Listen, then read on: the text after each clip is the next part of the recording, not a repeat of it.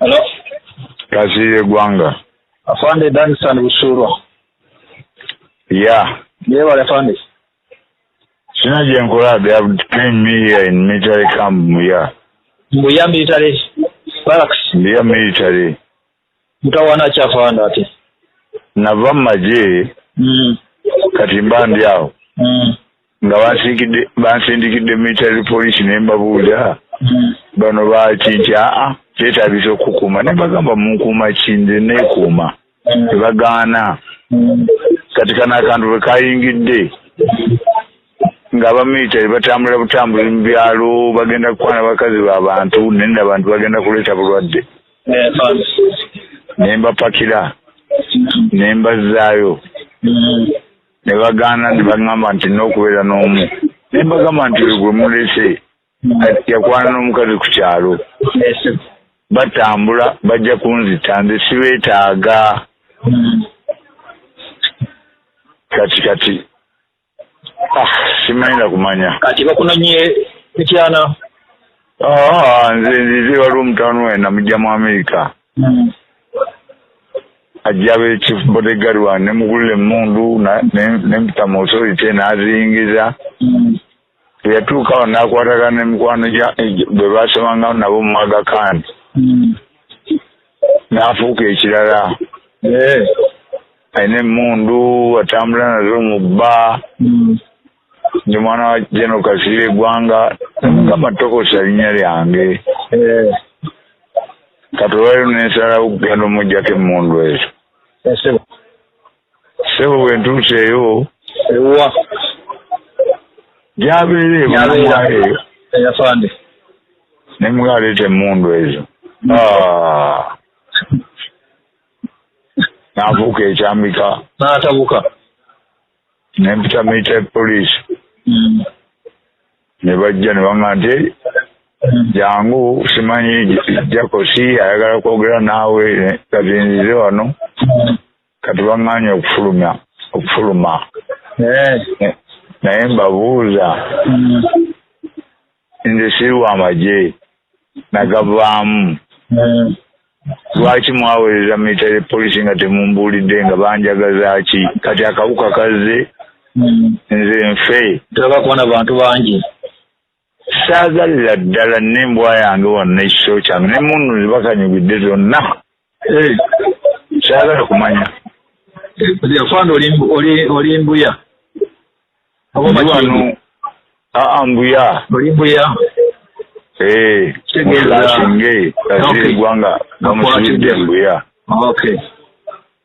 ensonga bagyogere kale Affudde baali n'akuwuliza webale nnyo Danstan Busurwa njogera n'Affudde Gasirye Gwanga kanyuga ku mitima knew that the payment he was about to sanction was destined to a bogus account.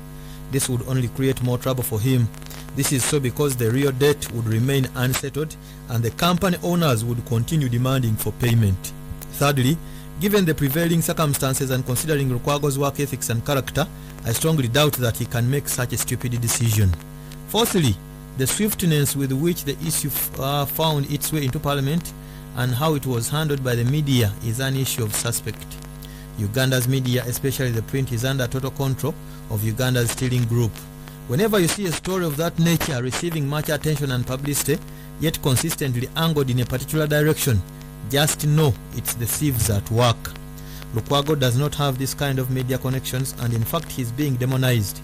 He only got temporary relief because Parliament buried itself in the Nebanda death craze, and like a thief who has narrowly survived mob lynching, the MPs are moving continuously and are yet to recover cautiously and are yet to recover from the Nebanda's fiasco. In other words, Lwakuwagira would have been out of office by now. So, who benefits from this payment case? Number one, we have had and seen several scandals involving the ministry officials and Bank of Uganda. The difference is that this time money had not been paid to a bogus account, as the practice has always been. Number B, the police do not reveal who are the owners or call them signatories of this bogus account. Why? Without signatures, no bank can pay a check.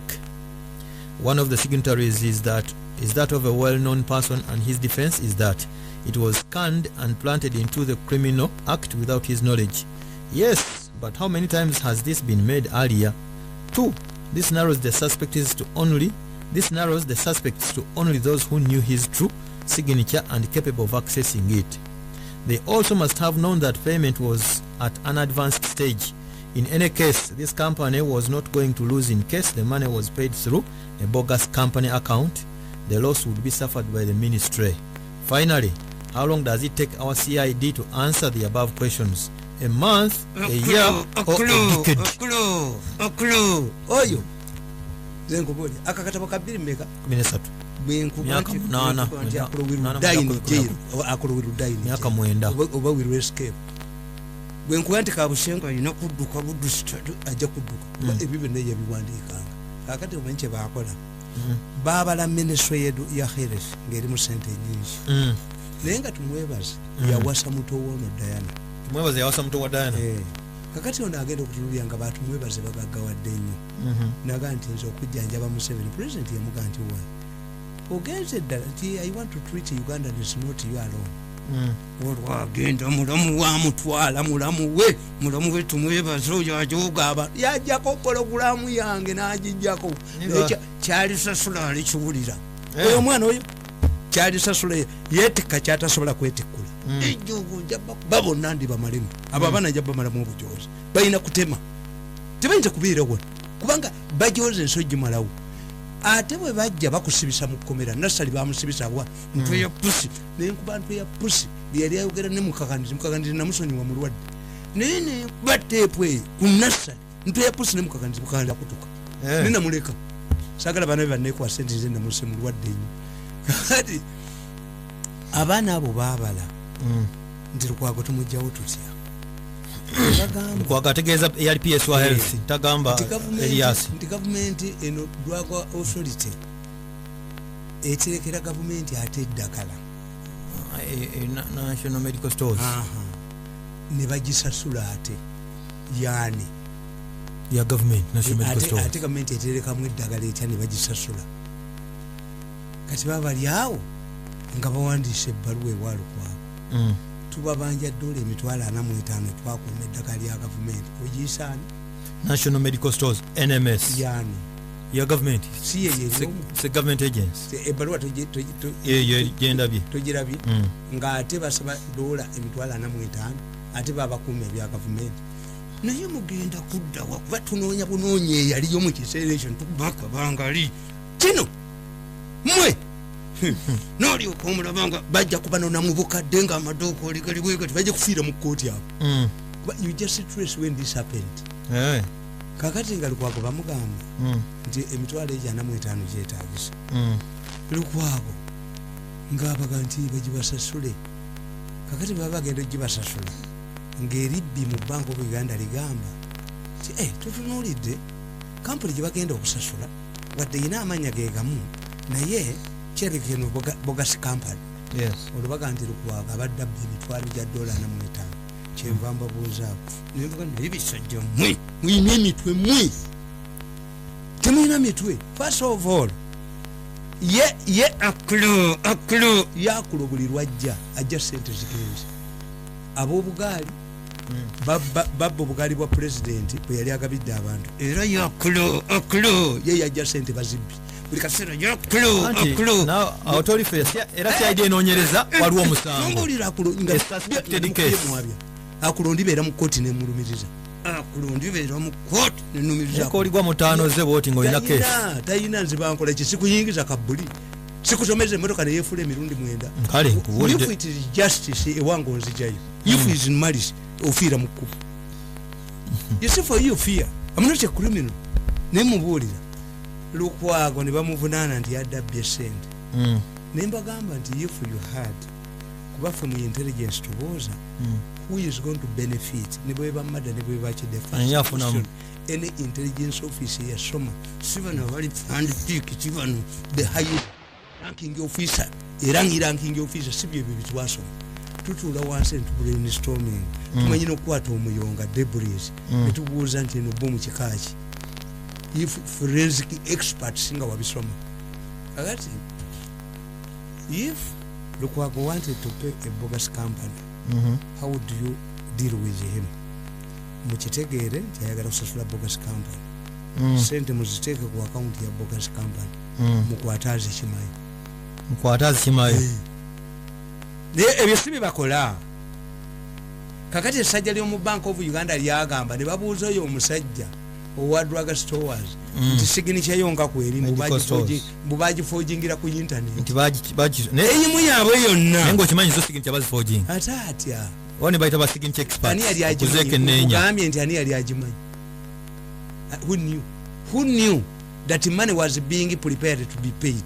Bantu mu office ye yes they wanted to remove Lwakuwagira bamujja mu Diana n'atuulawo naye Diana ye yali tamanyi nti ayolekera komera.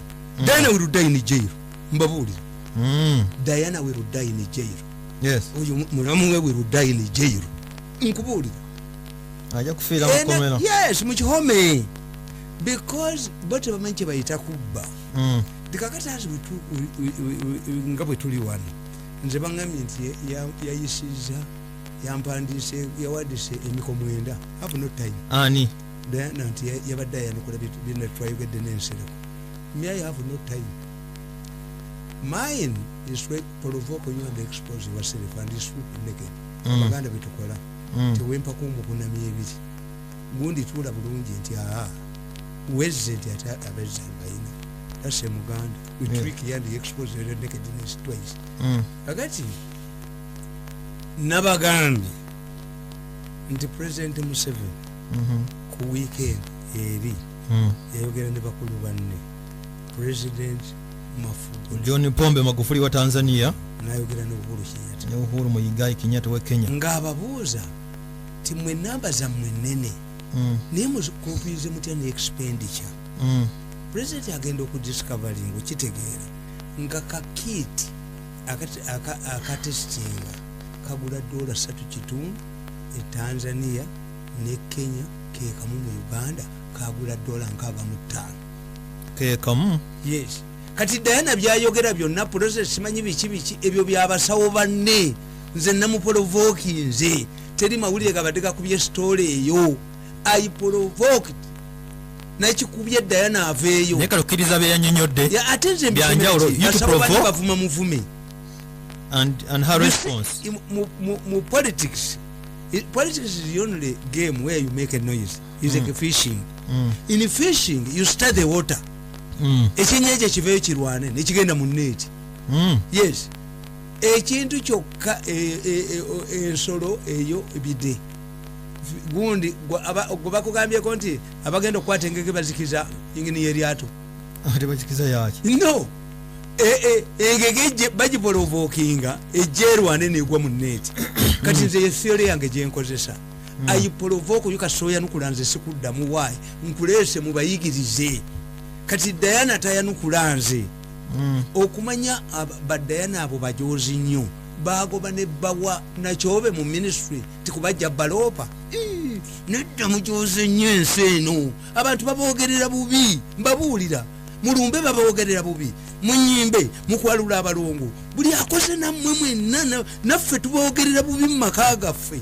Diana bulungi Diana goliko PS wa health toyinza goba bawa gunakyobe omusajja bamugamba mbu ekifo wakitutte nga tosabye tulizainize kikyo nagenda mu kkooti omusango nagusinga nakibali nolekera omuwala oyo obujozi kakati that's one tambonye nti gundi zigula sente meka testing kits okiriza za covid kati bino byeyogera mu oyongera byongera birala nti egaali nagiguliddeko ebomba nenjigulya ketane egaali egula sente meka kakiti kakula $3.3 era oyo omukazi ayenje kasita president yamukubira esimu namugamba nti binyinyonyole president amala okwogera naye ku simu ye nemuwulira ku simu owulirani do I work in the procurement naye achenjibwa omukwata obubi naye ayasama naye avomiting nedda naye ayogera ababira muheresi kiseera kyakwatula